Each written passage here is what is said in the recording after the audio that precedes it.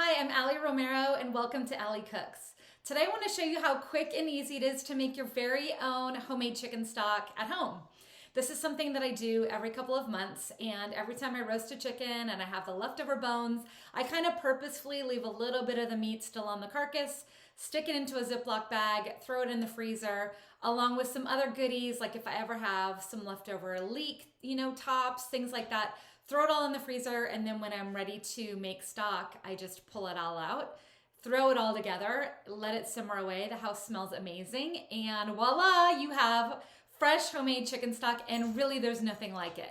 I mean, when I talk about making your own marinara sauce and how easy that is and how you'll never go back to jarred marinara again, similar type of thing. Once you make your own chicken stock and have it available, you won't want to buy store-bought again. So anyway, quick and easy rundown of the ingredients, and then basically all we're going to do is throw it all into a pot, fill it with water, and let it simmer away and do its magic. Okay, so here we go.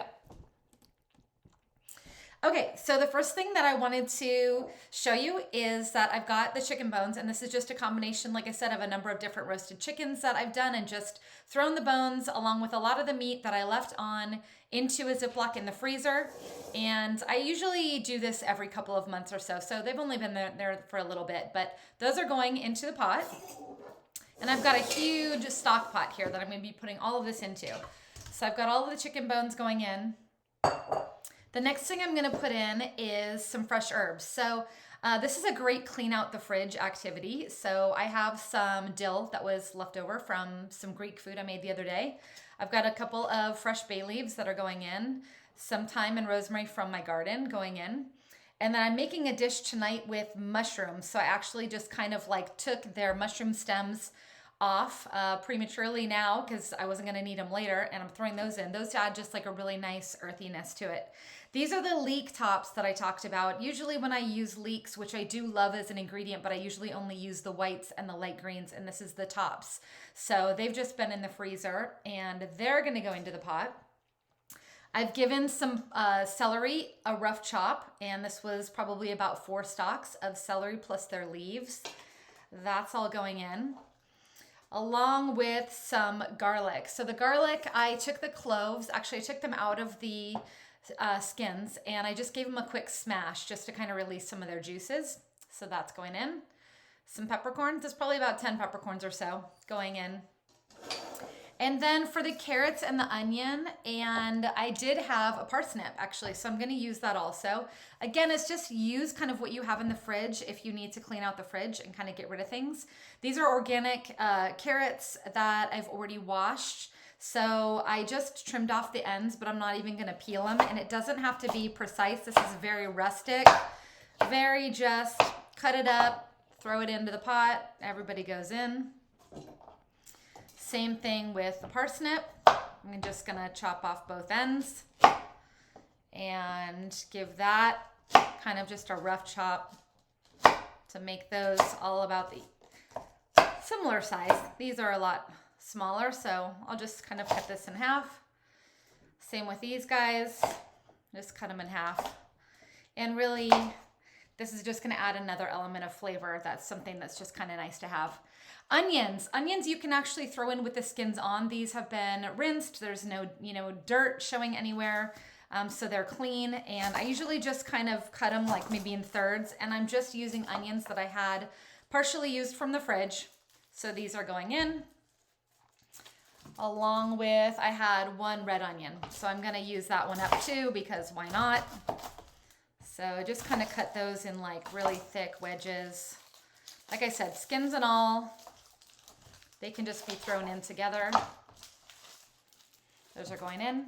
All right, the last thing that's going to go in before we cover it with water is parsley. So this is fresh parsley that I've just given a rinse to. And one thing that I did learn in culinary school about parsley and stock is not to use the parsley leaves. If you use a whole bunch of parsley leaves and you let it simmer for that length of time, it actually can turn your stock green. So if you've ever had your stock turn green, it might be because you used the parsley leaves. But the great thing about that is usually when you're cooking, primarily you're focusing on the leaves. So when you do that, keep the stems. Again, that's something else that you can either keep in the fridge if you're gonna make stock, Or you can throw in a Ziploc and add to your collection in the freezer of things that are like ready to go the next time you make stock. So don't throw away the stems because they have a ton of flavor, and really they're perfect for stock. So I just take off, the bottom about this much. Couple of leaves isn't going to hurt anything, but it's just not primarily leaves.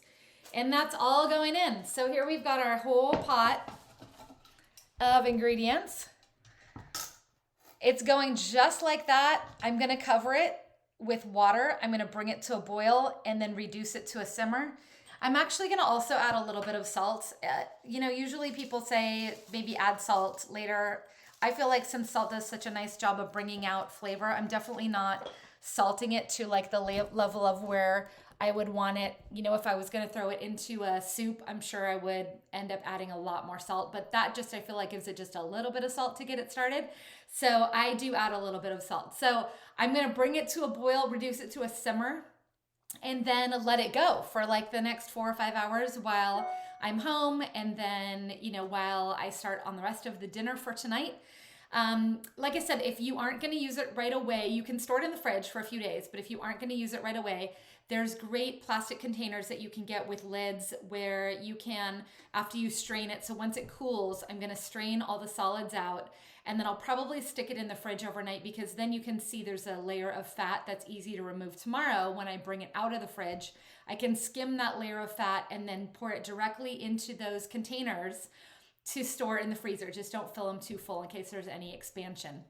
The last tip I wanted to tell you about making homemade stock is just to make sure that you don't stir it. You definitely don't want to like stir it or stir it too rigorously after the initial step. So once you're kind of getting it going, you give it a stir. Once you bring it to a boil and reduce it to a simmer, leave it alone. And the reason why is it'll make your stock cloudy if you stir it too often. So you kind of just want to let it simmer away and do its thing, and then you'll end up with some amazing flavored stock, and that you're feeding your family or your friends some of the freshest, ingredients, nothing out of a container. This is always my go-to. I know it's cliche, but whenever anybody is sick, I always say, okay, great, I'm gonna make you some homemade chicken soup, and it always involves homemade stock, and I think that it makes such a difference when you start out with ingredients like this. And really, it's so easy. That took 5 minutes to put together, and now it's just gonna cook itself, and we'll have fresh stock. So that's as easy as it is. So anyway, thank you for joining us today. Don't forget to